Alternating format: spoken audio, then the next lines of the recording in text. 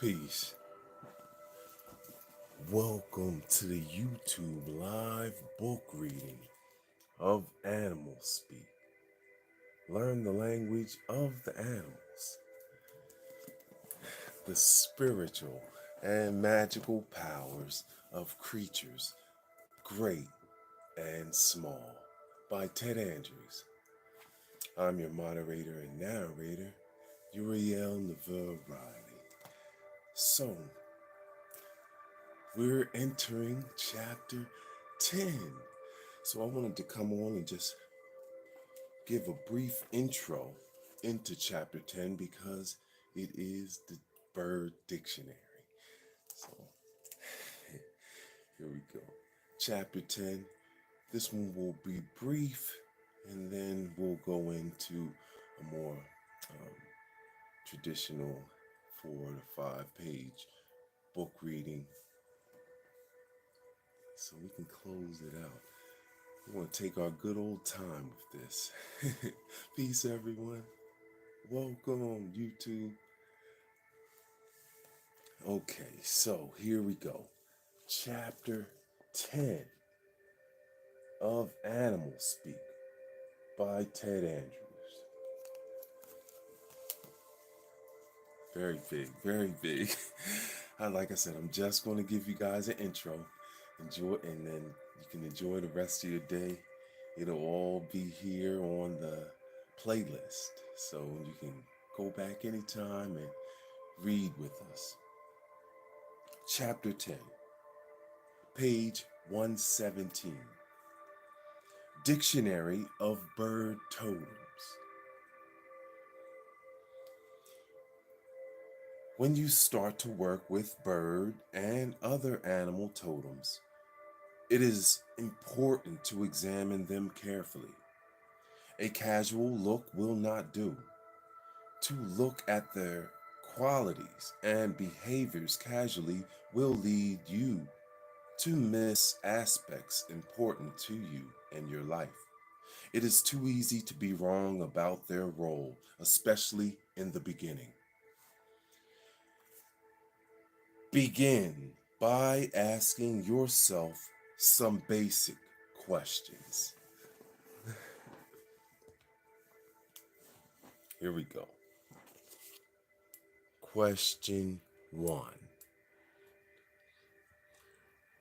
What is its color? Remember that colors are significant and symbolic. Some birds and animals change colors with the seasons. Ask yourself what this should tell you about your own life. 2. What is its size? Do not compare the size of the bird to the power that it can reflect. A ruby-throated hummingbird is one of the tiniest birds upon the planet, but it has the ability to make great migrations of over 500 miles. Bigger birds and totems do not reflect greater power. 3. What is its shape? Shapes of the birds and its nests can reveal much about its character and activities. With some birds, characteristics may stand out. Does the bird have an unusual neck, back, beak, legs? These aspects can be very symbolic. And 4. How does it act? We have already discussed the importance of looking at its behavior. Every bird and animal has something unique and characteristic about its behavior. This is one of the primary clues as to the significance of this totem in your life. Welcome. Peace. Thank you for the likes and subs. We're trying to get to 500 subs, guys. Reading books here on YouTube. Thank you so much. Here we go. How does it fly? These are questions we ask ourselves when determining our bird totem. Okay. How does it fly? Not only how it flies is important, but where. If it migrates, is it to a specific part of the world? This can tell you much. Remember, directions are also symbolic. Sometimes the place it migrates to can reflect a past life that is affecting you and which you may be drawing upon more within your present life. Where is it from? Places are just as symbolic as other aspects of the totem. Some birds and animals are actually imports from other countries. If such an animal comes into your life as your totem, it can reflect past life connections to that area or time. For example, the kingfisher has a mythological link to the ancient Greece and the legend of the Halcyone. If this is your totem, it can reflect that there are past life connections to this time and place in Greece, or even that current events and situations in your life have ancient ties to this area. When is it most often seen? The time of day at which it is most visible and active will tell you when its energies are more likely to become active and be experienced in your own life. What kind of sounds does it make? When and how sounds are most often made can reflect much about the energy of this totem. Sound is an expression of energy. A crow's constant cawing out is significant. What is its favorite food? Remember, there is always a balance of predator and prey. Its primary food source will often be a totem as well. Peace, nice heart love. Welcome for reading Animal Speak with us. Peace, everyone. When does it breed? Usually, the breeding time will also reflect the time in which its archetypal energies are most powerful, fertile, and recognizable. And last but not least, what environment does it live in? Remember that the kind of environment it lives in will reveal much about the energy coming into your life. Is it a forested?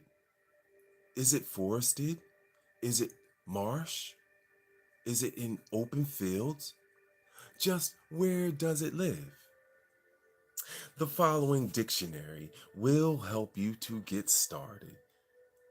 It is not complete by any means.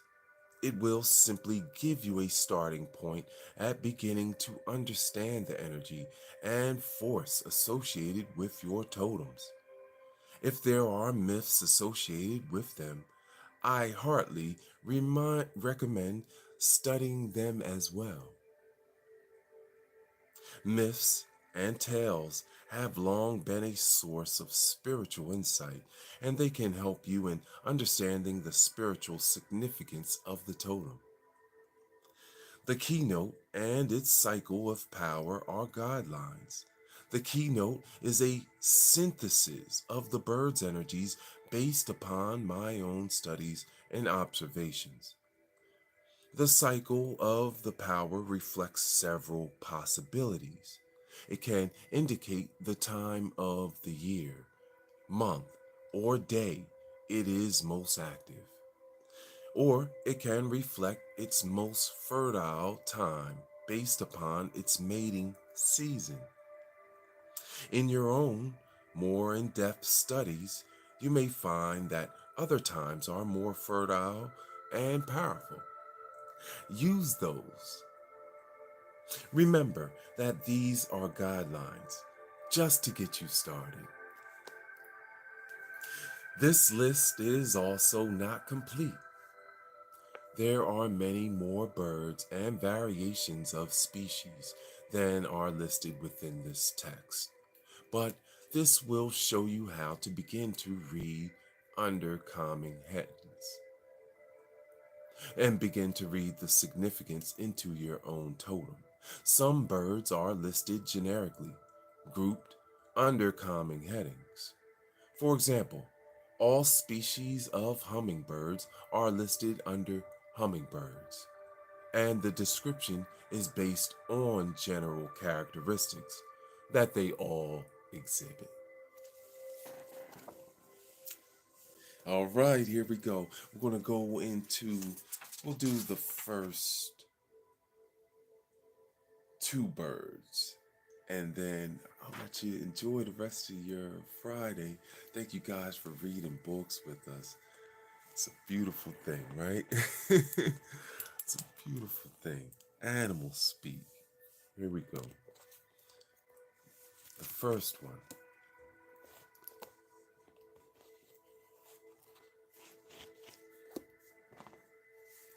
blackbird. Blackbird. Keynote, understanding of the energies of Mother Nature. Thank you so much. Thank you, Lulu. Highest heart love.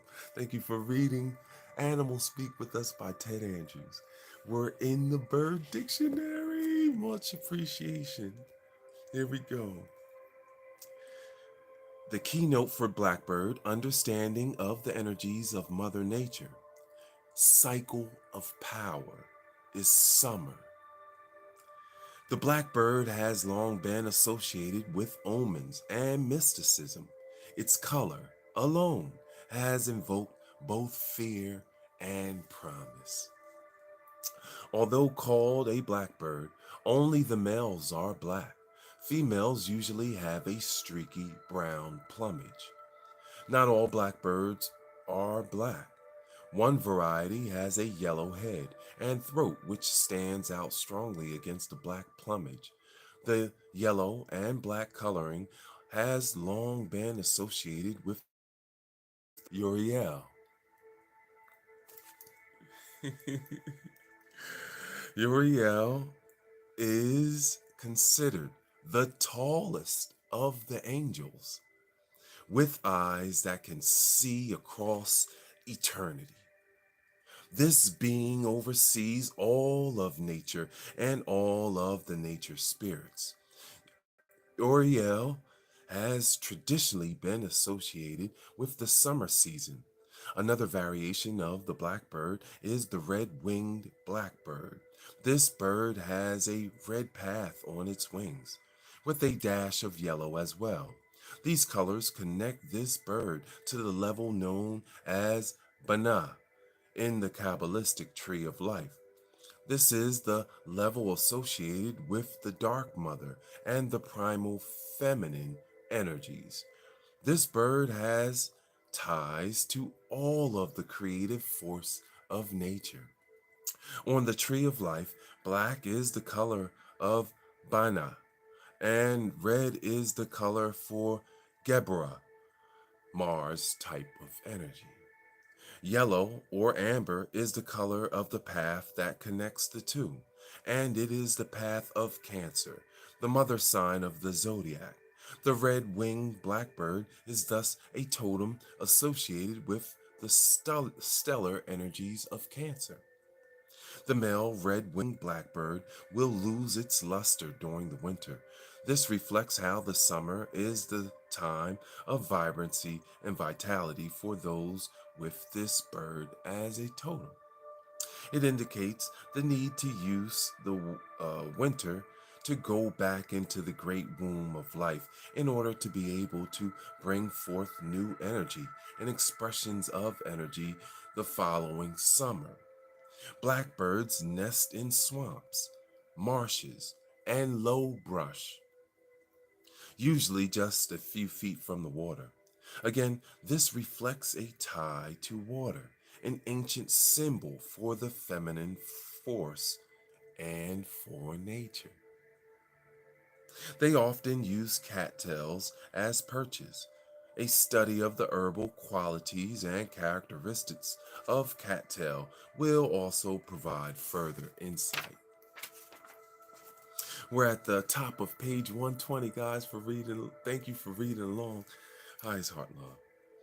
Blackbirds are known for fiercely staking out their own territory, and they will often drive off any other of their kind that are in the vicinity. Because of this, the sight of two blackbirds sitting together is often considered a good omen. In Europe, blackbirds came to be associated with Saint Kevin, and one story tells of how they nested in his hand. Again, because of this association, to have blackbirds nesting in your environment is usually a beneficial sign. Saint Kevin was known as a person of tremendous gentleness and love. Europeans used to eat blackbirds in a pie, as reflected in the nursery rhyme. Most of the time, though, live live blackbirds were hidden in empty pie shells to provide amusement at gatherings.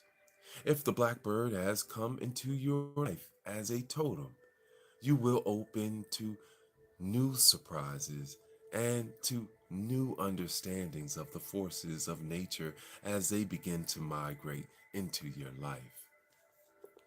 All right, that was Blackbird. Now it's time for Bluebird.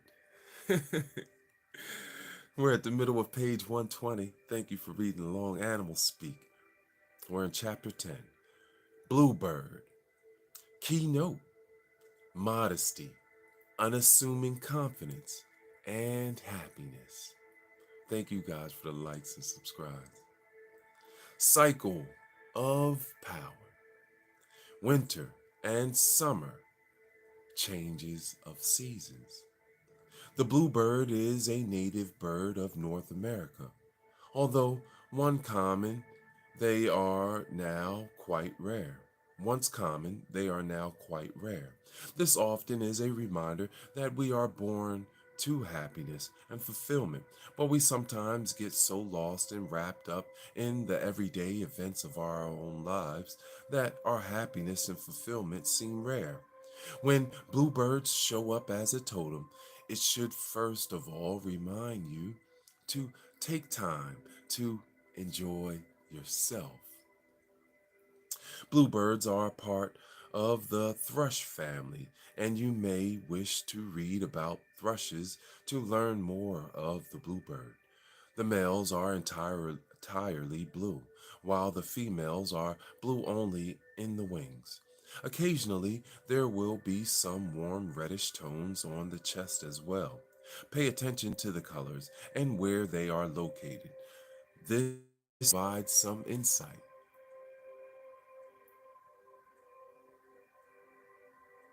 To the Cherokees, blue is the color of the North, while in many magical traditions, it is the color of the East. The edges of many Jewish prayer shawls were often the color of blue. Blue is associated with the throat chakra and creative expression. Blue is symbolic. So ask yourself what blue means to you personally. The idea of the bluebird being symbolic of happiness is fairly recent. This concept has developed more within this century than any other time.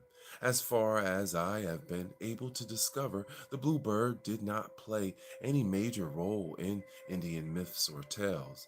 This bird always has a plaintive song and a modest, unassuming appearance. Its shoulders are hunched up when perched, giving an impression as if ready to dive.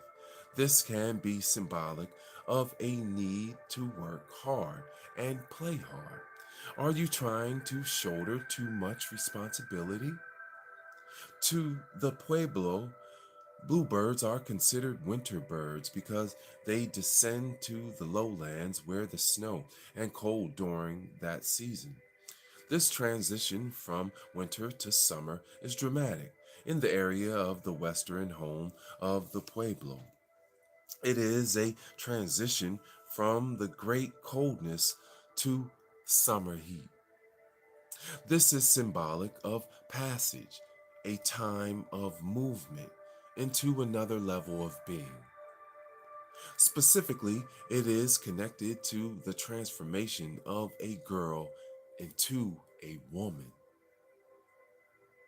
And thus, the bluebird is also sometimes connected to puberty rites. This, of course, has a connection to human fertility and to new confidence and happiness in coming into your own. Other Pueblo rites revolved around the use of bluebird feathers as a prayer sticks. They were considered beneficial for snow and ice and for bringing the summer rainy season. There are also rites in the Pueblo tradition that tie them to the fertility of the land. Bluebirds are gentle and unaggressive. They do not push or bully other birds, but they are very scrappy when threatened. They have been known to put to flight jays and even larger birds.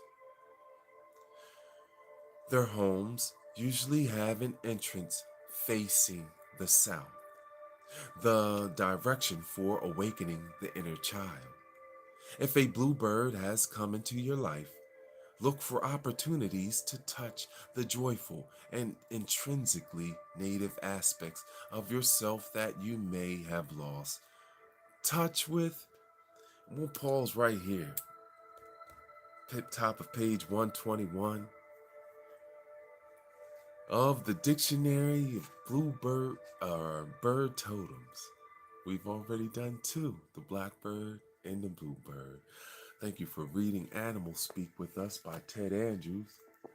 We learn the language of the animals, the spiritual and magical powers of creatures great and small. I'm your moderator and narrator, Uriel Neville Riley. Thank you for reading with us. Woo, we're in chapter 10, guys. Shaking it up.